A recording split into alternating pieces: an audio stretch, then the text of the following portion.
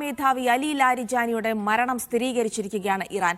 കഴിഞ്ഞ ദിവസം ഇസ്രായേൽ നടത്തിയ ആക്രമണത്തിൽ ലാരിജാനിക്ക് പുറമെ മകനും സഹായി അലി റസ ബയാത്ത് ഉൾപ്പെടെ നിരവധി അംഗരക്ഷകരും കൊല്ലപ്പെട്ടതായി ഇറാൻ ദേശീയ സുരക്ഷാ കൌൺസിൽ അറിയിച്ചു. ഇറാനിലെ ബാസിജ് ഫോഴ്സ് കമാൻഡർ ഗുലൈം റസ സുലൈമാനിയും കൊല്ലപ്പെട്ടതായി ഇറാൻ. തോറ്റുകൊടുക്കില്ലെന്ന് മുജ്തബ ഖാംനെയി പറയുന്നു. മധ്യസ്ഥർ വഴി മുന്നോട്ട് വച്ച ചർച്ചാ നിർദ്ദേശം ഇറാൻ പരമോന്നത നേതാവ് തള്ളി. ഇറാൻ ആക്രമണം അവസാനിപ്പിക്കുന്നതോടെ എണ്ണവില കുറയുമെന്നും അത് ഉടനെ ഉണ്ടാകുമെന്നും ട്രംപ് പറയുന്നു. ഹോർമുസിന്റെ സുരക്ഷയ്ക്ക് US നടത്തുന്ന പരിശ്രമങ്ങളിൽ പങ്കാളിയാകുമെന്ന് UAE വ്യക്തമാക്കി. MC നാസർ വിവരങ്ങൾ നൽകും. നാസർ, പശ്ചിമേഷ്യ കടുത്ത സംഘർഷ സാഹചര്യങ്ങളിലൂടെ കടന്നു പോകുന്നത് കാണുകയാണ്. വലിയ ആക്രമണങ്ങൾ നടന്ന ഇന്നലെ ഇറാനെ സംബന്ധിച്ചിടത്തോളം വലിയ നഷ്ടങ്ങൾ ഉണ്ടായ ദിവസം കൂടിയാണ്. അലി ലാരിജാനി, നമുക്കറിയാം, അയത്തുള്ള അലി ഖാംനെയുടെ ഒപ്പം ഒരു 3 ദശാബ്ദമായി അദ്ദേഹത്തിന്റെ കണ്ണും കാതുമായി പ്രവർത്തിച്ച ഒരാൾ കൂടിയാണ്. ഇപ്പോൾ ഒരു അപ്രഖ്യാപിത നേതാവായി തന്നെ അവിടെ തുടരുന്ന അലി ലാരിജാനിയുടെ മരണം, അത് ഇറാൻ ഉണ്ടാക്കുന്ന നഷ്ടം വലുതല്ല. ഇനിയുള്ള ആക്രമണങ്ങളെ അത് ബാധിക്കുമെന്ന് US പ്രസിഡന്റ് ഡൊണാൾഡ് ട്രംപ് പരിഹാസ രൂപേണ പറയുന്നുമുണ്ട്. പക്ഷേ അതിനപ്പുറത്തേക്ക് എത്ര വലിയ നഷ്ടത്തെ ഇറാൻ നേരിടുന്നു, ഏതൊക്കെ തരത്തിലുള്ള തിരിച്ചടികൾ ഇറാന്റെ ഭാഗത്തുനിന്നുണ്ടാകുന്നു നാസർ? ജിൽസി, തീർച്ചയായിട്ടും ഇറാനെ സംബന്ധിച്ചിടത്തോളം അടിക്കടി ഈ നേതാക്കളെ വകവരുത്തിക്കൊണ്ടുള്ള ഇസ്രായേലിന്റെ നീക്കം സ്വാഭാവികമായിട്ടും ഒരു നേതൃശൂന്യത സൃഷ്ടിക്കുന്നുണ്ട്. പക്ഷേ ഇതിനൊക്കെയും തങ്ങൾ മറികടക്കും. കാരണം നേരത്തെ തന്നെ ഇത് അറിയാമായിരുന്നു. ഇത്തരം വ്യക്തികളൊക്കെയും ഇസ്രായേൽ ലക്ഷ്യമിടുന്നുണ്ട്. അതുകൊണ്ട് പകരം നേതൃത്വം മുന്നോട്ട് വരും, അവർ കാര്യങ്ങൾ മുന്നോട്ട് നീക്കുമെന്നൊരു പ്രതികരണമാണ് ഇറാന്റെ ഭാഗത്തു നിന്ന് ഉണ്ടാകുന്നത്.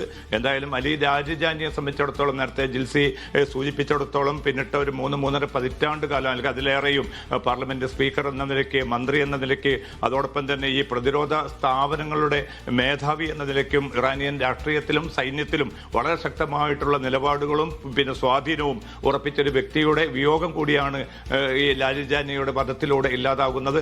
അതോടൊപ്പം തന്നെ അവിടെ 4 ലക്ഷത്തിലധികം അർദ്ധസൈനിക വിഭാഗങ്ങൾ ഉൾക്കൊള്ളുന്ന ഒരു സംവിധാനത്തിന്റെ പ്രധാനപ്പെട്ട ഒരു കമാൻഡർ കൂടിയാണ് കമാൽ റസ സുലൈമാനി ഇപ്പോൾ കൊല്ലപ്പെട്ടു എന്ന് ഇറാൻ തന്നെ സ്ഥിരീകരിക്കുന്നുണ്ട്. എന്തായാലും ഇത് തീക്ഷ്ണമായിട്ടുള്ള ഈ അവസ്ഥയെയും തങ്ങൾ മറികടക്കും, അതിനുള്ള ശക്തമായിട്ടുള്ള പ്രതികാരം ചെയ്യുമെന്നൊരു മുന്നറിയിപ്പ് കൂടി ഇറാൻ നൽകിയിട്ടുണ്ട്. ഇന്ന് വെളുപ്പിന് വ്യാപകമായിട്ടുള്ള മിസൈൽ ആക്രമണം തെല്ലവീവിലേക്കും ജെറൂസലമിലേക്കും നടത്തിയത് അതിനുള്ള തിരിച്ചടിയുടെ ഭാഗമാണെന്ന് കൂടി ഇറാൻ നേതൃത്വം വിശദീകരിക്കുന്നുണ്ട്. എന്നാൽ 2 പേർ കൊല്ലപ്പെട്ടതായും നിരവധി പേർക്ക് പരിക്കേറ്റതായിട്ടും ഇസ്രായേൽ ഔദ്യോഗികമായി തന്നെ വെളിപ്പെടുത്തുകയും ചെയ്യുന്നുണ്ട്. അതേസമയം തന്നെയാണ് ഈ മേഖലയിലെ സംഘർഷം ഏതെങ്കിലും അർത്ഥത്തിലൊരു പരിഹാരമില്ലാതെ അനിശ്ചിതമായി തന്നെ തുടരുമെന്ന സൂചനയാണ് അമേരിക്കൻ പ്രസിഡന്റ് ട്രംപിന്റെ പ്രതികരണത്തിൽ, അതോടൊപ്പം തന്നെ ഇറാനിയൻ നേതൃത്വത്തിന്റെ പ്രതികരണത്തിൽ വ്യക്തമാക്കുന്നത്. ട്രംപ് വ്യക്തമാവുന്നത് ഈ എണ്ണവില ഉയരുന്നത് താൽക്കാലിക പ്രതിഭാസം മാത്രമാണ്. ഈ ആക്രമണം നിലയ്ക്കുന്നതോടുകൂടി അത് അധികം വൈകാതെ തന്നെ ഉണ്ടാകുമെന്നുകൂടി പരോക്ഷമായിട്ട് യുദ്ധം അവസാനിക്കാനുള്ള ഒരു സാധ്യത സൂചന നൽകിക്കൊണ്ട് ട്രംപ് വ്യക്തമാക്കുന്നുണ്ട്. പക്ഷേ ഇറാനിയൻ നേതൃത്വം വ്യക്തമാക്കുന്നത് പിന്നെ ചില മധ്യസ്ഥ രാജ്യങ്ങൾ മുന്നോട്ട് വെച്ച നിർദ്ദേശങ്ങൾ ഉണ്ടായിരുന്നു, വെടിനിർത്തൽ നിർദ്ദേശം, അത് പിന്നെ പൂർണ്ണമായിട്ട് നിരാകരിക്കാൻ തങ്ങൾ തീരുമാനിച്ചതായിട്ടാണ് പരമോന്നത ആത്മീയ നേതാവ് മുജ്തബ ഖാംനെയി അറിയിച്ചതായിട്ട് വാർത്താമാധ്യമങ്ങളിൽ വരുന്നത്. അതോടൊപ്പം തന്നെയാണ് ഈ ഹോർമുസ് കടലിടുക്കുമായി ബന്ധപ്പെട്ട പ്രതിസന്ധി അത് രൂക്ഷമായി തന്നെ തുടരുകയാണ്. നിരവധി യൂറോപ്യൻ രാജ്യങ്ങളെയും മറ്റും തങ്ങൾക്ക് സുരക്ഷ ഒരുക്കാൻ, കപ്പലുകൾക്ക് സുരക്ഷ ഒരുക്കാൻ പ്രസിഡന്റ് ട്രംപ് ക്ഷണിച്ചിരുന്നു. പക്ഷെ അതൊക്കെയും ഈ രാജ്യങ്ങൾ, നാറ്റോ രാജ്യങ്ങൾ മാത്രമല്ല, ദക്ഷിണ കൊറിയ, ഓസ്ട്രേലിയ ഉൾപ്പെടെയുള്ള, ജപ്പാൻ ഉൾപ്പെടെയുള്ള പല രാജ്യങ്ങളും അത് നിരാകരിച്ചു. ഇത് ട്രംപിന് വലിയ രോഷാകുലനാക്കിയിട്ടുണ്ട്. ഇനി ഇത്തരം രാജ്യങ്ങളുടെ ഒരു പിന്തുണയും തനിക്ക് വേണ്ട. കാരണം നിർണായക ഘട്ടത്തിൽ, യുക്രൈൻ പോലുള്ള പിന്നെ പ്രതിസന്ധി ഘട്ടത്തിൽ താൻ പൂർണ്ണമായും അവർക്കൊപ്പം നിലനിന്നിരുന്നു. പക്ഷെ താൻ ഒരു ആവശ്യം ഉന്നയിച്ചപ്പോൾ വളരെ നിഷേധാത്മകമായിട്ടുള്ള പ്രതികരണമാണ് ഉണ്ടായത്. ഗൾഫ് രാജ്യങ്ങളുടെ ഭാഗത്തുനിന്ന് വളരെ അനുകൂലമായിട്ടുള്ള ഒരു പ്രതികരണം ഉണ്ടായി എന്നുകൂടി ട്രംപ് വ്യക്തമാക്കി. എന്തായാലും നിലവിലുള്ള സാഹചര്യത്തിൽ ഹോർമുസ് കടലിടുക്കിൽ സുരക്ഷ ഉറപ്പാക്കാനുള്ള പരിശ്രമങ്ങൾക്ക് പിന്നെ പൂർണ്ണ പിന്തുണ നൽകുമെന്നൊരു പ്രഖ്യാപനം UAE president Sheikh Mohammed bin Zayed Al നഹിയാന്റെ ഉപദേശകൻ കൂടിയായിട്ടുള്ള ഡോക്ടർ അൻവർ ഗർഗാഷ് ഇന്നലെ പ്രതികരിച്ചിട്ടുണ്ട്. ഏതായാലും തീക്ഷ്ണമായിട്ടുള്ള ഒരു അവസ്ഥയിൽ ഒരു മധ്യസ്ഥ നീക്കങ്ങളോ വെടിനിർത്തൽ നിർദ്ദേശമോ മുന്നോട്ട് വെക്കാൻ മിക്ക രാജ്യങ്ങളും ശ്രമിച്ചെങ്കിൽ പോലും അതൊക്കെയും പരാജയപ്പെടുന്ന ഒരവസ്ഥയാണ്. നമുക്കറിയാം, ഒരു തരത്തിലുള്ള മധ്യസ്ഥ ശ്രമവും ഇപ്പോൾ നടക്കാനുള്ള സാധ്യതയില്ല. പ്രത്യേകിച്ച് അലി ലാരിജാനിയുടെ മരണമുണ്ടാക്കിയ നഷ്ടം, അത് ഇറാൻ വലിയ തിരിച്ചടി നൽകുമെന്ന് പ്രഖ്യാപിച്ചിട്ടുണ്ട്. ഇറാനെ സംബന്ധിച്ച് സംബന്ധിച്ചിടത്തോളം നേതൃനിരയിൽ ഉണ്ടാവുന്ന ഇത്തരം മരണങ്ങൾ, വിയോഗങ്ങൾ, അത് വലിയ ആഘാതം ഉണ്ടാകുന്നുണ്ട്. പക്ഷേ നാസർ, അതിനപ്പുറത്തേക്ക് ഇത്തരം ആഘാതങ്ങളൊന്നും ഇറാന്റെ നിലവിലെ ആക്രമണങ്ങളെ ബാധിക്കില്ല എന്നതുകൂടിയാണ് മനസ്സിലാക്കുന്നത്. അയത്തുള്ള അലി ഖാംനേയ്ക്ക് ശേഷം ഒട്ടും ആക്രമണങ്ങൾക്ക് കുറവില്ലാതെ തന്നെയാണ് കാര്യങ്ങൾ. അവിടെ ഒരു ഗവേണിംഗ് സിസ്റ്റം ആ രീതിയിൽ തന്നെയാണ് പ്രവർത്തിച്ചുകൊണ്ട് പോകുന്നത്. ഇപ്പോൾ ലാരിജാനി ഇല്ലാതായെങ്കിൽ പോലും അതിനെ മറികടക്കാനുള്ള ഒരു നേതൃ സംവിധാനം അത് നേരത്തെ തന്നെ ഇറാൻ ഒരുക്കിയിട്ടുണ്ടെന്നുള്ള റിപ്പോർട്ടുകൾ കൂടി പാശ്ചാത്യ മാധ്യമങ്ങളിൽ അടക്കം വരുന്നുണ്ട്. അപ്പോൾ സ്വാഭാവികമായിട്ടും വലിയ തിരിച്ചടി നൽകുമെന്ന് ഇറാൻ പറയുമ്പോൾ പ്രത്യേകിച്ച് ഗൾഫ് രാജ്യങ്ങളടക്കം ഇനി ഭയപ്പെടേണ്ട ഒരു സാഹചര്യം തന്നെയുണ്ട്. ഗൾഫ് രാജ്യങ്ങളെ സംബന്ധിച്ചിടത്തോളം തുടക്കം മുതൽ തന്നെ വളരെ പ്രഖ്യാപിതമായിട്ടുള്ള കൃത്യമായിട്ടുള്ള നിലപാട് അവർ സ്വീകരിച്ചിരുന്നു. അയൽ രാജ്യമായിട്ടുള്ള ഇറാനുമായിട്ട് നല്ല ബന്ധമാണുള്ളത്.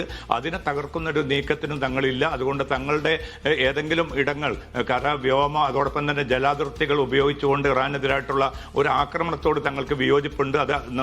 അത് വളരെ കണിശമായി തന്നെ അമേരിക്ക ഉൾപ്പെടെയുള്ള രാജ്യങ്ങളെ അറിയിക്കുകയും ചെയ്തതായിട്ട് ഈ രാജ്യങ്ങൾ അറിയിച്ചിരുന്നു. പക്ഷേ നമ്മൾ പിന്നീട് കാണുന്നത് നിരന്തരമായിട്ടുള്ള ആക്രമണങ്ങൾ ഈ രാജ്യങ്ങൾക്ക് നേരെ ഇറാന്റെ ഭാഗത്തുനിന്നും ഉണ്ടാവുന്നതാണ്. ഒരുപക്ഷെ ഈ സംഘർഷത്തിൽ ഒരു വലിയ സമ്മർദ്ദ ശക്തിയാക്കി ഗൾഫ് രാജ്യങ്ങളെ മാറ്റിയെടുക്കാമെന്ന ഒരു പ്രായോഗിക നീക്കത്തിന്റെ ഭാഗമായിട്ടാണ് അവരതിനെ വിലയിരുത്തുന്നത്. പക്ഷേ ഗൾഫ് രാജ്യങ്ങൾക്ക് അത് ഒരു നിലയ്ക്കും ഉൾക്കൊള്ളാൻ സാധിക്കുന്നില്ല.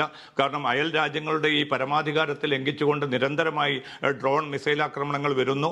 അത് ഒരു നിലയ്ക്കും അംഗീകരിക്കാനാവില്ല. നിരവധി പേർ മരണപ്പെടുന്ന സാഹചര്യമുണ്ടായി. അതോടൊപ്പം തന്നെ സ്വത്തുവകകൾ നഷ്ടപ്പെട്ടു. ആദ്യമൊക്കെ സൈനിക കേന്ദ്രങ്ങളെ മാത്രമാണ് ലക്ഷ്യമിടുന്നതെന്ന് ഇറാൻ വിശദീകരിച്ചിരുന്നു. പക്ഷേ പ്രയോഗതലത്തിൽ വിമാനത്താവളങ്ങളിലേക്കും ഊർജ്ജ കേന്ദ്രങ്ങളിലേക്കും താമസ കെട്ടിടങ്ങളിലേക്കും ഒക്കെ ഈ ആക്രമണം നീളുന്നതാണ് കാണുന്നത്. അതുകൊണ്ട് ഈ ഗൾഫ് രാജ്യങ്ങളെ സംബന്ധിച്ചിടത്തോളം ഇറാന്റെ ഈ നിലപാടിൽ വളരെ വ്യക്തമായിട്ടുള്ള പ്രതിഷേധമുണ്ട്. പ്രത്യേകിച്ച് ഈ പ്രതിസന്ധി പരിഹരിക്കാൻ ഏറ്റവും മുന്നിൽ നിന്ന ഖത്തർ, ഒമാൻ ഉൾപ്പെടെയുള്ള രാജ്യങ്ങൾ പോലും ഈ ആക്രമണം നേരിടുന്ന ഒരു സാഹചര്യമുണ്ട്. അതുകൊണ്ട് ഗൾഫ് രാജ്യങ്ങളുടെ നിലപാട് വളരെ കൃത്യമായി നേരത്തെ വ്യക്തമാക്കിയിട്ടുണ്ട്. പക്ഷേ എങ്കിൽ പോലും ഗൾഫ് രാജ്യങ്ങളുടെ മറ്റൊരു നിലപാട്, അതായത് ഹോർമുസിന്റെ സുരക്ഷയ്ക്ക് US നടത്തുന്ന പരിശ്രമങ്ങളിൽ പങ്കാളിയാകുമെന്ന് UAE വ്യക്തമാക്കുന്നു. നമുക്കറിയാം പല നാറ്റോ രാജ്യങ്ങളും ഈ ശ്രമങ്ങളിൽ നിന്ന് പിന്മാറി നിൽക്കുമ്പോഴാണ് UAE ഇത്തരമൊരു സഹായ ഹസ്തം വാഗ്ദാനം ചെയ്യുന്നത്. എങ്ങനെയാണ് UAEയുടെ ഈ നീക്കത്തെ കാണേണ്ടത്? ജിൽസി, ഇത് തത്വത്തിലുള്ള ഒരു നിർദ്ദേശമാണ് ഇപ്പോൾ UAE നേതൃത്വം ഡോക്ടർ അൻവർ ഗർഗാഷ് മുന്നോട്ട് വെച്ചിരിക്കുന്നത്. കാരണം ഈ മേഖലയിൽ ഒരു സമാധാനം, കെട്ടുറപ്പ്, സുരക്ഷ ഇത് ഉറപ്പുവരുത്തുക എന്നതാണ് തങ്ങളുടെ ഏറ്റവും പ്രധാനപ്പെട്ട ലക്ഷ്യം. അതിനുവേണ്ടി വൻശക്തി രാജ്യങ്ങളുമായും അന്തർദേശീയ സമൂഹവുമായിട്ടും തങ്ങൾ സഹകരിക്കും. പക്ഷേ ആ സഹകരണം ഏത് സ്വഭാവത്തിലായിരിക്കും? ഏതെങ്കിലും അർത്ഥത്തിൽ യുദ്ധത്തിൽ നേരിട്ട് പങ്കാളിത്തം വഹിക്കുന്നത് സംബന്ധിച്ച ഒരു സൂചനയും UAE ഉൾപ്പെടെയുള്ള ഗൾഫ് രാജ്യങ്ങളുടെ ഭാഗത്തുനിന്ന് ഉണ്ടായിട്ടില്ല. നേരമറിച്ച് പ്രതിസന്ധി നയതന്ത്ര തലത്തിൽ തന്നെ പരിഹരിക്കണം. ഏതെങ്കിലും സൈനികമായിട്ടുള്ള ഇടപെടലിലൂടെ ഈ പ്രതിസന്ധി പരിഹരിക്കാനാവില്ല.